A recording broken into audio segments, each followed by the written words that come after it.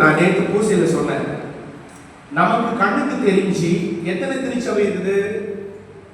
ஒரே ஒரு திருச்சபை தான் இருக்கு நம்ம பார்க்கிறது இல்லையா? ஆனா திருச்சபையில 3 நிலை இருக்கிறது. 3 ஸ்டேஜஸ் இந்த சர்ச் அப்படின்னு சொல்றாங்க. நம்ம நீங்க பூசையில நல்லா கவனிச்சீங்கன்னா, குருவானவர் அப்பத்தையும் ரசத்தையும் தூக்கி காட்டி அதை கீழே வச்சுட்டு இது விசுவாசத்தின் மறைபொருள் அப்படின்னு சொன்ன பிறகு கொஞ்சம் பேர் சொல்லுவீங்க, கொஞ்சம் பேர் வாய்மூலம் அப்படி இருப்பீங்க, அது வேற விஷயம். அதன் பிறகு சாமியார் இப்படி சொல்லுவார், முதல்ல ஆண்டவரே உலகெங்கும் பயணம் செய்யும் திருச்சபையை நினைவு கூர்ந்தருளும். அப்ப போப்பாண்டவர் பேரு, அப்புறம் பிஷப் பேர்லாம் சொல்றாரு. இதுதான் நம்முடைய திருச்சபை, இந்த உலகத்தில் வாழ்கின்ற திருச்சபை. இந்த திருச்சபை என்ன சொல்றாங்க? மிலிட்டன்ட் சர்ச், அதாவது போராடும் திருச்சபை. நாம் இந்த உலகத்திலே நம்முடைய விசுவாசத்தை பாதுகாப்பதற்கு, புனிதமான வாழ்க்கை வாழ்வதற்கு, இறைவனுக்கு பயந்து வாழ்வதற்கு நாம் போராடி கொண்டிருக்கிறோம். நாமெல்லாம் அவ்வளவு மோசமானவங்க இல்ல, நல்லா நன்றாகத்தான் வாழ வேண்டும் என்று நினைக்கிறோம். ஆனால் நம்மை சுற்றி இருக்கின்ற அந்த சோதனைகள், இந்த உலகம் நம்மை ஏமாற்றுகிறது, நாம் பாவத்தில் விழுகிறோம். ஆகவே திருச்சபை என்ன சொல்றது? நாம் போராடுகிறோமா? எப்படி போராடுகிறோம் என்றால், எப்படியாவது நான் இறைவனிடம் சேர வேண்டும் என்று போராடுகிற திருச்சபை. இன்னொன்று என்ன சொல்றாங்க? திருப்பயண திருச்சபை, திரியாத்திரை செய்கின்ற திருச்சபை. நாம் எல்லாம் இங்கே வாழ்கிறோம், திரியாத்திரையாக நாம் விண்ணகத்துக்கு போகிறோம், விண்ணக எருசலேம். ஆகவே நாம் என்ன சொல்றாங்க? திரியாத்திரை திருச்சபை. இன்னொரு திருச்சபை இருக்குது, அதுதான் இரண்டாவதாக குருவானவர் சொல்வார், மரித்த எங்கள் சகோதர சகோதரிகளுக்கு ஆண்டவரே திருமுகத்தின் ஒளியை காட்டியறணும். இவர்கள் யாரு? நம்மோடு வாழ்ந்து, நம்மோடு இருந்து, திருப்பலி எல்லாம் கொண்டாடி, ஞானஸ்நானம் எல்லாம் பெற்று, பாவ சங்கீர்த்தனம் செய்து, அந்த பாவத்தினுடைய பலாபலனை அனுபவிக்கின்றவர்கள் உத்திரிக்கை சக ஆன்மாக்கள். அவர்களுக்காக நாம் ஜெபிக்கிறோம். ஆண்டவரே, இவ்வுலகை விட்டு சென்ற அனைவருக்காகவும் அவர்களுக்கு உங்களுடைய திருமுகத்தின் ஒளியை காட்டியறணும். இதுதானே சொல்றாங்க. இது சஃபரிங் சர்ச், துன்புறும் திருச்சபை. துன்புறும் திருச்சபை யாரு? உத்திரிக்கை சலத்திலே இருக்கின்ற ஆன்மாக்கள். அது இரண்டாவது திருச்சபை. மூன்றாவது என்னது? அதுக்கப்புறம் என்னது? எல்லாரும் பேரும் படிப்பாங்க. சூசேப்பர் பேரு, மாதா பேரு, அப்போஸ்தலர் பேர் எல்லாம் படிப்பாங்க. இது என்னது? வெற்றி பெற்ற திருச்சபை. இந்த உலகத்தில் வாழ்ந்து எல்லா சோதனைகளையும் வென்று இயேசு கிறிஸ்துவோடு இன்று மகிமையாக விண்ணகத்தில் வீற்றிருக்கின்ற திருச்சபை. இது என்ன சொல்றாங்க? ஹெவன்லி சர்ச், விண்ணக எருசலேம். ஆகவே நேற்று வெற்றி பெற்ற திருச்சபையை கொண்டாடினோம், இன்று துன்பப்படுகின்ற திருச்சபையை கொண்டாடுகிறோம். அதுதான் மரித்த நம்முடைய சகோதர சகோதரிகளை நாம் நினைவு கூறுகின்றோம். இந்த புனிதர்களை பற்றி திருச்சபை என்ன சொல்லுதுன்னா, இப்ப நீங்க ரன்னிங் ரேஸ் எல்லாம் போனீங்களா? போயிருக்கீங்களா? ரன்னிங் ரேஸ் பாத்தீங்களா? நீங்க இவ்வளவு சோகமா தெரியுங்க, நீங்க யாரும் கல்லூரி இல்லையே. ஒருத்தர் இங்க பார்க்கும்போது வேதனையா இருக்கு. ஏன் நினைச்சிருக்கீங்களா? இருக்கும்போது நினைச்சிருக்கீங்க, உயிரோடு இருக்கும்போது நினைச்சிருக்கீங்களா? ஒரு கிளாஸ் காபி கொடுத்துருப்போமா? அந்த மாதிரி திரும்பிங்க. நான் உடனே என்ன பார்த்து அந்த ஐயா கேட்டுப்பாரு, குளிரா இருக்குமா கொஞ்சம், இப்ப காபி குடிச்சீங்க கேட்ட பாருங்க. இல்ல இன்னும் ஆபீஸுக்கு போறியா? நீ இருக்கிறதே வேஸ்ட், இல்ல காபி வேற கேக்குது நமக்கு. ஆனா நீ சாயங்காலம் என்ன பண்ண தெரியுமா?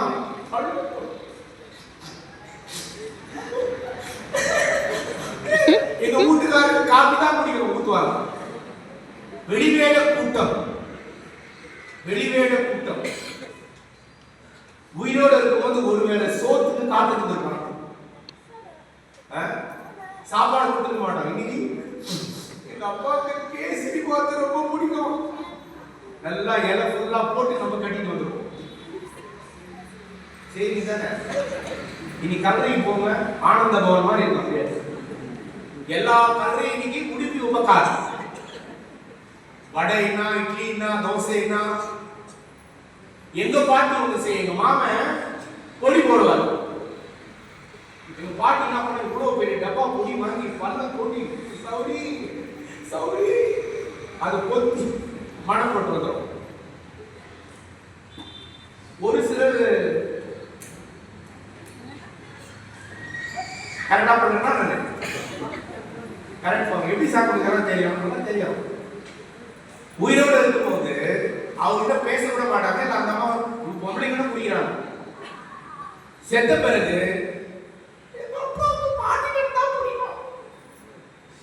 பல்ல தோண்டி நான் ஒரு மணி நேரம் பண்ண கலரைக்கு போயிட்டு அதை புடுங்கி கலர் காரணம் கொடுத்துட்டு மண்ணுல போல அவனால முடியல. அது மாதிரி தான் நான் ஒரு சிலர் இன்னைக்கு இந்த தமாஷா நடக்கும். நான் ஒன்றும் பார்க்காதன்னு சொல்ல, நானும் 28 வருஷமா இதெல்லாம் பார்த்துட்டு வந்துருக்கிறேன். எவ்ரி இயர் கலரத்துல நான் பார்க்குறேன். இப்ப எல்லாம் ரெடியா இருக்கும். பூசை முடிஞ்சவங்க பேக்ல பூவெல்லாம் வாங்கி வச்சிருப்பீங்க இல்லையா? சாமந்தி பூ, அல்லிப்பூ எல்லாம் வாங்கி வச்சிருப்பீங்க. அப்புறம் குச்சியெல்லாம் சேர்த்து வச்சிருப்பீங்க.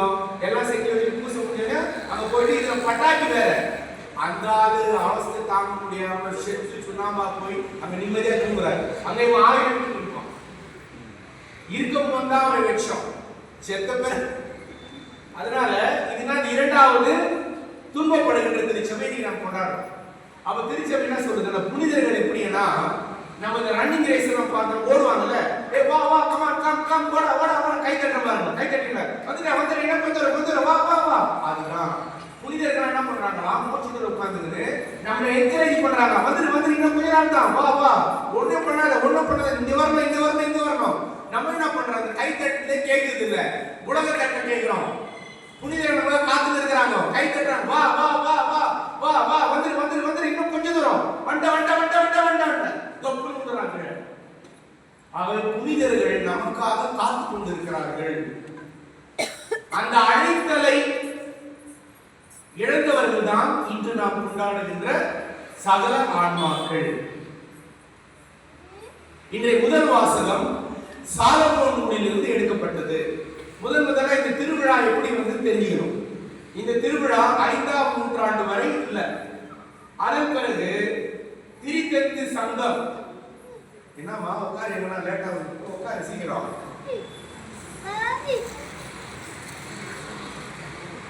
இந்த திரித்தெத்து சங்கம் கவுன்சில் ஆஃப் ட்ரெண்ட் அது என்ன பண்ணுச்சு? மரித்த விசுவாசிகளுக்காக நாம் ஜெபிக்க வேண்டும், நமக்கு அந்த பொறுப்பு இருக்கிறது அப்படி என்று அந்த திரித்தெத்து சங்கம் திருச்சபைக்கு அறிக்கையிட்டது. அதன் பிறகுதான் இந்த இதெல்லாம் வந்தது. ஆனா இதுக்கு முன்னாடியே நிறைய பிரிந்து போன சகோதரர்கள் சொல்றாங்கல்ல, செத்த முறையா பூசை வைக்கிறீங்க கேட்கறாங்களா இல்லையா? நம்மள நாங்க வைக்கிறது இல்லையே, எங்க எழுதிக்கிறது? ஏமா முடிஞ்ச ஒரு கோமா வச்சுக்கிறேன், ஒரு மாதிரியா நம்ம பார்க்கறது கொஞ்சம் சீரியஸ், கொஞ்சம் ஆக்டிங்காவது பண்ணு. அவங்க சொல்றாங்க, ஏன் பூசை வைக்கிறீங்க? பைபிள் எழுதிருக்குதா? பைபிள்ல சொல்லிருந்தா செத்தவங்க பூசை வைக்கிறேன்னு பைபிள்ல எழுதிருக்குது. 2வது மக்கபேர் ஆகமம் 3ஆம் அதிகாரம் படிச்சு பாருங்க. மக்கபேர் ஆகமத்தில் எழுதப்பட்டிருக்கிறது, இறந்த ஆன்மாக்களுக்கு நாம் பலிகள் செலுத்துவது உன்னதமான செயல், இறந்தவர்களுக்காக நாம் ஜெபிப்பது உன்னதமான செயல், இறந்தவர்களுக்காக நாம் பல காரியங்கள் செய்வது உன்னதமான செயல் என்று மக்கபேர் ஆகமத்தில் எழுதப்பட்டிருக்கிறது. ஆகவே இறந்தவர்களுக்கு நாம் திருப்பலி கொடுக்கிறோம், இறந்தவர் சார்பாக தர்ம காரியங்கள் செய்கிறோம், இறந்தவர்களுக்காக ஏதாவது செய்கிறோம். ஆகவே இது நாம் செய்ய நமக்கு கடமை இருக்கிறது. அப்புறம் இதே மாதிரி இருக்கும்போது முதலாக செயின்ட் ஒதேல்லோ என்ற ஒரு புனிதர் க்ளூனி நகர் பிரான்ஸ் நாட்டில் ஒரு துறவற சபையை சேர்ந்த ஒரு புனிதர் ஒதேல்லோ. அவர் என்ன பண்ணாரு? அவர்தான் இதை தொடங்கினார். இறந்தவர்களுக்காக திருப்பலி வைப்பது, ஜெபிப்பது. அதன் பிறகு அவருடைய அதே பண்ணி எல்லாரும் நிறைய பேர் ஃபாலோ பண்ண ஆரம்பிச்சாங்க. அவர் தான் ஸ்டார்ட் பண்ணாரு. அதன் பிறகு 1915ஆம் ஆண்டு இரண்டு உலக மகா யுத்தம் வந்து ஞாபகம் தான் பெரியவங்களுக்கு தெரியும். அதுல முதல் மகா யுத்தத்துல ஆயிரக்கணக்கான பேர் செத்து போனாங்க, கோடிக்கணக்கான பேர் செத்து. அதுல கிறிஸ்தவர்கள் எக்கச்சக்கமானவர்கள். ஐரோப்பா நாட்டில் செத்தவங்க எல்லாரும் கிறிஸ்தவர்கள். ஆகவே 15ஆம் பத்திநாதர் என்ற பாப்பாண்டவர் பெனடிக்டஸ் 15 1915ஆம் ஆண்டு ஒவ்வொரு குருவும் 3 திருப்பலி வைக்கலாம் என்று பர்மிஷன் கொடுத்தாரு. அதுக்கு முன்னாடி ஒரு சாமியாரு ஒரு நாளைக்கு ஒரு பூசை தான் வைக்கணும். இப்போ கூட குருவானவர் ஒரு நாளைக்கு ஒரு திருப்பலி தான் வைக்க வேண்டும். அதான் தவிர்க்க முடியாத காரணங்களால் திடீர்னு ஒரு சாவு வந்துச்சு, ஒரு பூசை வைக்கணும். அன்னைக்கு கல்யாணம் நடந்துச்சு, ஒரு பூசை வைக்கணும். ஆகவே அப்படி என்ன பண்ணார் அவரு? ஏற்பாடு இன்று நவம்பர் மாதம் 2ஆம் தேதி எல்லா குருக்களும் 3 திருப்பலி வைக்கலாம் என்று அனுமதி கொடுக்கப்பட்டது முதலாக திருச்சபையில். அதைத்தான் நாம் இன்று கொண்டாடுகிறோம். இன்று ஒவ்வொருவரும் நாம் 3 திருப்பலி வைக்கிறோம். எப்படி? முதல் திருப்பலி எல்லா ஆன்மாக்களுக்காகவும், 2வது திருப்பலி பாப்பாண்டவரின் கருத்துக்காக, 3வது திருப்பலி குருவானவருடைய சொந்த கருத்துக்காக வைக்கணும். இப்படிதான் திருச்சபையிலே இந்த நிகழ்ச்சி நடந்து கொண்டு வந்தது. இன்று நாம் இந்த விழாவை பாருங்கள், கிறிஸ்தவர்கள் மட்டுமே தான் இறப்பை விழாவாக கொண்டாடுகிறோம். மற்றவங்க துக்கம், மற்றவங்க செத்து போயிட்டா துக்கம், நமக்கும் துக்கம் இருக்கிறது. ஆனா நாம் என்ன சொல்றோம்? கல்லறை திருவிழா, கல்லறை திருவிழா. அப்படின்னா இந்த ஆன்மாக்கள் இறைவனை சந்திக்க போகிறார்கள், அதற்கு நாங்கள் உதவி செய்கிறோம். திருவிழா. எப்ப திருவிழா? இந்த ஆன்மாக்கள் விண்ணகத்துக்கு போகின்றது திருவிழா. அந்த திருவிழாவுக்காக நாம் இவர்களை தயாரிக்கிறோம். அதுதான் இன்று. சரி, இந்த உத்திரிக்கை சரணா என்ன? யார் சொல்றீங்க? யாருன்னு சொல்லுங்க கொஞ்சம். உத்திரிக்கை சரணா என்ன? அவங்க சொன்னாரு எங்க பொண்டாட்டி இருக்கிறதுதான் உத்திரிக்கை சரணா என்னது?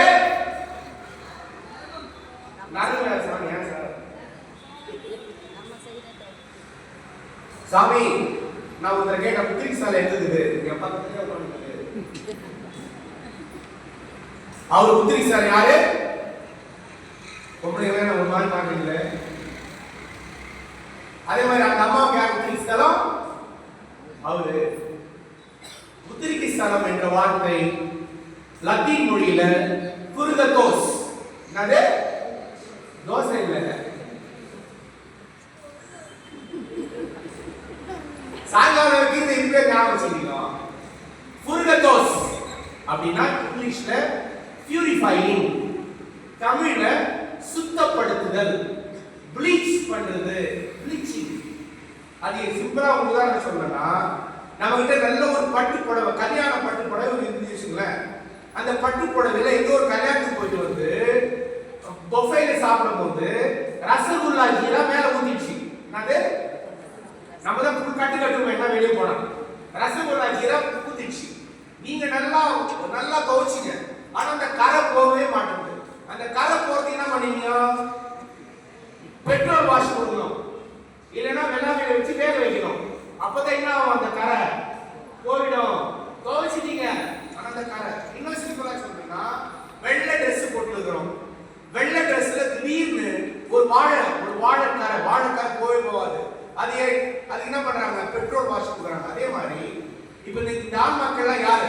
செத்து உயிரோடு இருக்கும்போது பாவம் பண்ணாங்க. ஆனா என்ன பண்ணாங்க? நல்ல ஆன்மாக்கள் பாவம் செய்யும் செஞ்சாங்க, பாவங்கள் மன்னிக்கப்பட்டது. ஆனா அந்த பாவத்தினுடைய கரைகள், அந்த பாவத்தினுடைய தன்மை, அந்த பாவத்தினுடைய கனாகனம் அப்படியே இருக்கும். ஞாபகம் வச்சுக்கோ. நீங்க பாவ செய்யறத செய்யறது இல்லைங்க, பாவ செய்யறதே செய்ய மாட்டீங்களே. பாவ செய்யறது செஞ்சிட்டா கூட எப்படி துவைச்சா கூட அந்த கரை இருக்குதோ, அதே மாதிரி பாவ செய்கிற பாவங்கள் மன்னிக்கப்பட்டால் கூட அந்த பாவத்தின் விளைவை நாம் அனுபவித்தே ஆக வேண்டும். அந்த அனுபவிக்கிறது என்னது? உத்திரிக்கை ஸ்தலம். அதனால உயிரோடு இருக்கும் போது அந்த பாவ கடனை கழிச்சிடலாம். நம்ம எப்படி தர்ம காரியங்கள் செய்வது, மனமாறுவது, பாவத்திலிருந்து வெளியே வருவது, மனசாட்சி பிரகாரம் வாழ்வது, இறைவனுக்கு பயப்படுவது, அருட்சாதனங்களை வாங்குவது, பொய் சொல்லாமல் இருப்பது, இப்படி பாவங்கள் செய்யாமல் இருக்கும் போது இந்த தண்டனையிலிருந்து நாம் விடுதலை பெற்று விடுவோம். ஆகவே இவர்கள் அற்ப பாவத்தினால், அந்த பாவத்தினால் ஆண்டவரை பார்க்க முடியாமல் ஆன்மாக்கள் சுத்தம் செய்யப்படுகிற இடம். சிம்பிளா சொல்றேன்னா, இவங்க எங்க இருக்கிறாங்க? வெளாமில இருக்கிறாங்க. வெளாமில இருந்தா அந்த துணி திருப்பிய வெளியே வந்துடும். ஆனா அந்த துணியை சுத்தி நெருப்புல போட்டா என்ன ஆகும்? சாம்பல் ஆகும். அப்ப உத்திரி சரத்தில் இருக்கிறது கொஞ்சம் ஓகே. சாம்பல் ஆகுது நரகம். Be careful. நரகம் சாவான பாவத்தோடு, பாவ சங்கீதமே செய்யாமல், மனசாட்சிக்கே பயப்படாமல், திருப்பலிக்கு மரியாதை கொடுக்காமல், திவ்ய நற்கரை எழுந்து நிற்கும் போது கூட மொபைல் பார்த்து உட்கார்ந்து இருக்கும் போது, இதெல்லாம் சாவான பாவங்கள். இறைவனுக்கு மரியாதை கொடுக்காதது, திருச்சபையை மதிக்காதது, பெரியவர்களை மதிக்காதது, திருச்சபை ஊழியர்களை மதிக்காதது, அவர்களை அழ வைப்பது, இதெல்லாம் பாவம். இந்த பாவத்தோடு மரித்தால் எங்க போவோம்? நரகம். சொல்லுவா எங்க? சொல்ல மாட்டீங்க. நரகம் ரொம்ப டேஞ்சர். அதை பத்தி எப்ப யோசிக்கிறோமா? யோசிக்கிறீங்க. அதனால திருவிழா நமக்கு முக்கியம். பயமுறுத்தது இல்ல, சாமியார் பயமுறுத்தல, உண்மையை சொல்லுகிறேன். ஆக இவர்கள் கொஞ்ச நாள் ஆனா அந்த அந்த சுத்தப்படுத்துதலை வேகப்படுத்துவதற்காகத்தான் இந்த திருப்பலி வைப்பது, ஜெபம் செய்வது, கல்லறைகளை சந்திப்பது, அவர்கள் சார்பாக தர்ம காரியங்கள் செய்வது, இதெல்லாம் செய்யும் போது என்ன ஆகும்? அவர்களுக்கு விரைவாக ஆண்டவருடைய திருமுகத்தை காண முடியும். அதற்கு நாம் அவர்களுக்கு உதவி செய்ய வேண்டும். இதுதான் இன்றைய விழா, சகல ஆன்மாக்களின் நினைவு நாள். இப்ப சிம்பிளா சொல்றதா, நம்ம சொந்தக்கார யாரோ ஒருத்தர் வெளிநாட்டுக்கு போயிட்டாரு, ரொம்ப தூரத்துல போயிட்டாரு, 10 வருஷமாச்சு அவரை பார்த்து. அவர் திடீர்னு கடிதம் போடுறாரு, நானு இந்த டேட்டுக்கு நாட்டுக்கு திரும்பி வரேன். நம்ம என்ன பண்ணுவோம்? ஏர்போர்ட்டுக்கு போவோம். ஏர்போர்ட் போய் என்ன பண்ணுவோம்? பிளைட் லேண்ட் ஆயிட்டோடனே ஜனங்கள்லாம் இறங்கி வருவாங்க. நம்ம என்ன பண்ணுவோம்? எட்டி பார்ப்போம், ஆனந்தமா இருக்கும். இன்னும் ஒரு பெரிய சூட்கேஸோட வந்தா இன்னும் சந்தோஷமா இருக்கும் இல்ல? அப்படியே பார்த்துட்டு அவரை பார்த்துட்டு என்ன பண்ணுவோம்? தட்டி தழுவி அவரை அழுது அவரை வரவேற்போம். இதுதான் புதகிஸ்தலம். பார்க்க முடியலையே, எங்க இருக்கிறாரோ தெரியலையே, கூட்டத்தில் எங்க இருக்கிறாரு தெரியலையே, பிளைட்ல இருந்து இறங்கினாரா என்னன்னு தெரியலையே, பிளைட் மேல இருந்தாலும் தெரியலையே. ஒரு ஆதங்கம், ஒரு அங்கலாய்ப்பு, ஒரு வேதனை, ஒரு எதிர்பார்ப்பு, ஒரு துன்பம், ஒரு ஏக்கம். இதுதான் இந்த ஆன்மாக்கள் படுகின்ற துன்பம். இறைவனை பார்க்க முடியாமல், இறைவனுடைய பிரசன்னத்துக்கு போக முடியாமல் அங்கே தவித்துக் கொண்டிருக்கிற ஆன்மாக்களுக்காக இன்று நாம் ஜெபிக்கின்றோம். ஆகவே நமக்கு இந்த திருச்சபை வாய்ப்பு கொடுக்கிறது. ஒவ்வொரு திருப்பலியும் மனமாற்றத்தின் வாய்ப்பு. ஆகவே முதல் வாசகத்திலே சாலமோன் ஞான நூல், நம்ம சொந்தக்காரங்க ஒரு சிலர் கடினமாக நோய்வாய்ப்பட்டு செத்துருப்பாங்க இல்லையா? படுக்கையா இருந்திருப்பாங்க, பயங்கரமா ஆஸ்பத்திரியிலே இருந்திருப்பாங்க, கொடுமையான வேதனை அனுபவிச்சிருப்பாங்க. மற்றவங்களும் அவங்களை பார்த்து பரிதாபப்பட்டிருப்பாங்க. ஒரு சிலர் அவங்களை பார்த்து வேணும் இன்னமும் வேணும்னு சொல்லியிருப்பாங்க. ஒரு சிலர் ஆண்டவரே ஏன் இவ்வளவு துன்பப்பட்ட எடுத்துக்கோ இப்படின்னு அந்த துன்பத்தை பார்த்து நாம் வேதனைப்பட்டிருப்போம். ஆனா சாலமோன் சொல்கிறார், இறைவன் அவர்களை குணமிட்டார், இறைவன் அவர்களை சுத்தப்படுத்தினார். இறைவன் அதனால யாரெல்லாம் அதிகமாக நோய்வாய்ப்பட்டு துன்பப்படுது ஆல்ரெடி அவங்க சுத்தப்படுத்துறார் கடவுள். ஆகவே சகோதர சகோதரிகளே, நோய் கூட, நமக்கு வருகின்ற பிரச்சனைகள் கூட நம் ஆன்மாவை சுத்திகரிப்பது, நம்முடைய பாவ கரையை கழுவுவது, இதெல்லாம் இறைவன் நம் மீது வைத்த இரக்கத்தினால் அனுமதிக்கிறார். ஏனென்றால் நற்செய்தி கேட்டது போல, என்னிடம் வருவதை நான் அழிவுற விட மாட்டேன், எல்லோரும் என்னிடம் வர வேண்டும் என்பதே என் தந்தையின் விருப்பம். அப்படின்னா எல்லா ஆன்மாவும் எல்லோரும் இறை பிரசன்னத்தில் இருக்க வேண்டும் என்று இயேசு கிறிஸ்து விரும்புகிறார். ஆகவே இன்று இதைத்தான் கத்தோலிக்க திருச்சபை நமக்கு சொல்லிக் கொடுக்கிறது. நாம் மரித்த ஆத்மாக்களுக்காக ஜெபிக்க வேண்டும். இன்னொன்று, மரணத்தில் இருந்து யாராவது எஸ்கேப் ஆயிருந்தா உலகத்தில் கேட்கிறோமா? மரணத்திலிருந்து யாராவது, ஜப்பான் டெக்னாலஜி சாவ நிறுத்துமா? ஏன் ஒரு டவுட், நிறுத்துமா? பூசை இன்ட்ரெஸ்ட் இல்ல இல்லையா? முடிச்சிடலாமா? அந்த அம்மா அப்படியே அந்த அம்மா என்ன பார்த்து அழுகுறாங்களா, இல்லை இந்த பூசை நான் கத்திக்கிறான் அந்த மாதிரி பார்த்து அழுகு கேள்வி. ஒரு முகங்களை பார்க்கும்போது நான் கல்படியில் இருக்கிறேன், நான் கல்படியில் இருக்கிறேனா இல்லை ஆளுநர் இருக்கிறேனான்னு தெரியல. அப்படி இருக்கு. ஒரு இன்னொன்று கூட சொல்றேன், இன்னைக்கு சில நேரத்தில் நம்ம செத்து முன்னாடி தேடி அழுகு தெரியுமா? சொல்லு பாக்கலாம். எதுக்கு அவங்க விட்டு போயிட்டாங்க, அது ஒன்றும் இல்லை, அவங்களுக்கு என்னதான் செஞ்சோம் அதுதான். சரி, தேம்பி அழுகுறாங்க பாருங்க. அவங்க போயிட்டாங்க மட்டும் அழுகுது இல்லை, அவங்களுக்கு பண்ணாத கொடுமையா அது நினைச்சா அழுகுறோம், செத்த மனுஷன் அழுகல. நான் அப்படிதான் அழுகிறேன். எங்க அம்மா நினைச்சு எல்லாம் நினைச்சுக்கிறாம அலெக்சாண்டர் அம்மா நினைச்சு அழுக. இல்ல இல்ல, எங்க அம்மா நான் செய்ததெல்லாம் நினைச்சு அழுது. இப்ப கூட அழுகுது. ஆக நாம் அழுவது ஒரு சிலர் ஆன்மாவுக்காக அழுவது. ஆனா நிறைய பேர் அந்த ஆன்மாவுக்கு நாம இன்னும் கெடுதல் செய்யும் போது, உயிரோடு இருக்கும் போது அந்த ஆன்மாவுக்கு அன்பு செய்யவில்லை, அந்த ஆன்மாவை மன்னிக்கவில்லை, அந்த ஆன்மாவை மதிக்கவில்லை, அந்த ஆன்மாவின் சாவுக்கே நாம் காரணமாக கூட இருந்திருப்போம். அந்த ஆன்மாவை நாம் ஏற்றுக்கொள்ளவில்லை, அந்த ஆன்மாவை நாம் மதிக்கவில்லை, அந்த ஆன்மாவை ஒரு பொருட்டாகவே கருதவில்லை. அந்த நினைவுகள் எல்லாம் தான் அவங்க உடலை பார்க்கும் போது நம்ம இதை அப்படியே புரிஞ்சு கண்ணில் தண்ணீரா வரும். ஆகவே இன்று உயிரோடு இருக்கும்போது நம்மோடு வாழ்கிறவர்களை நாம் அன்பு செய்ய கற்றுக்கொள்வோம், மன்னிக்க கற்றுக்கொள்வோம், ஏற்றுக்கொள்ள கற்றுக்கொள்வோம், ஒருத்தர் புரிஞ்சுக்க கற்றுக்கொள்வோம். இறந்த பிறகு ஒன்றும் செய்ய முடியாது. செத்த பிறகு என்ன பண்ண முடியும் சொல்லுவோம்? என்ன பண்ண முடியும்? ஆனா நாமெல்லாம் எப்படி பண்றது தெரியுமா? உயிரோடு இருக்கும்போது மதிக்காத நாம் செத்த பிறகு சலவைகள் போடுகிறவர்கள். உயிரோடு இருக்கும்போது மதிக்காத நாம் செத்த பிறகு அவங்களுக்கு கிரானைட் சொல்ற கலரை கட்டணும். உயிரோடு இருக்கும்போது 10 பைசா கொடுக்காதனா 10,000 20,000 செலவு பண்ணி கலரை கட்டுகிறோம். ஆக இதெல்லாம் மனிதர்கள் செய்கின்ற ஒரு சில அன்பற்ற செயல்கள். ஆகதான் திருச்சபை இன்று இந்த விழாவின் வழியாக நம் எல்லோரையும் இந்த மாதிரி இன்னொன்று கிறிஸ்துவ வாழ்க்கையிலே 4 நிகழ்ச்சி இருந்தது.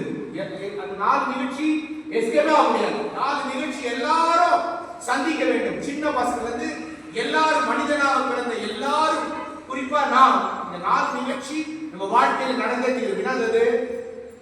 பூசில தூங்குறது. என்ன அந்த 4 நிகழ்ச்சிமா?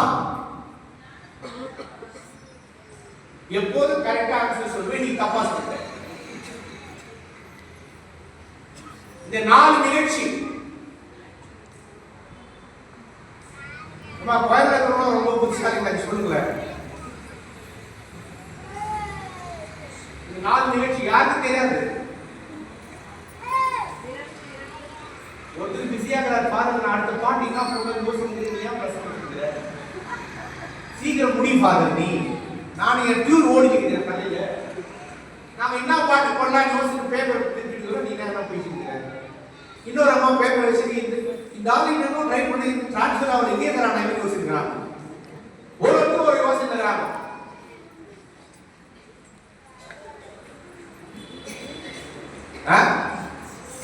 இந்த 4 நிகழ்ச்சினா மேல இருக்கிறவங்க யாரும் மாதிரி பண்றாங்க. யாதுலமா கர்வாரி சீரியல் அடிக்க பண்ற மாதிரி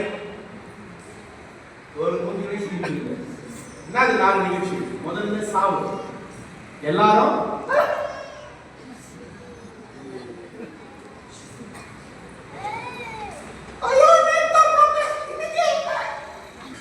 சாவு, எல்லாரும் சாவு. பணக்கார சாவு இருப்பாரா? எண்ணெய் பட்டவர் சாவு இருப்பாரா? சாமியார் சாவு இருப்பாரா? போப்பாண்டவர் சாவு இருப்பாரா? பிரான்சிஸ் இருக்கிறார், லியோ இருக்கிறார். எல்லோரும் மரிப்போம். இந்த பசு கூட செத்துவாங்க. பயந்துடாம பார்த்து சாவு பண்ணாலும் இருப்பாங்க. எல்லாருக்கும் மரணம் வரும். இரண்டாவது, செத்த பிறகு தீர்ப்பு, தீர்வை. அது 2 தீர்ப்பு இருக்கு. என்ன தீர்ப்பு தெரியுமா? சுப்ரீம் கோர்ட் தீர்ப்பு, மேயார் தீர்ப்பு. என்ன தீர்ப்பு? தனி தீர்வை. முதலில் நீங்க நான் மட்டும் ஆண்டவர் நினைப்போம். மறந்துடாத, நீ படிச்ச படிப்பு, நீ வாங்கின பட்டம், நீ பண்ணது ஒன்னும் வராது.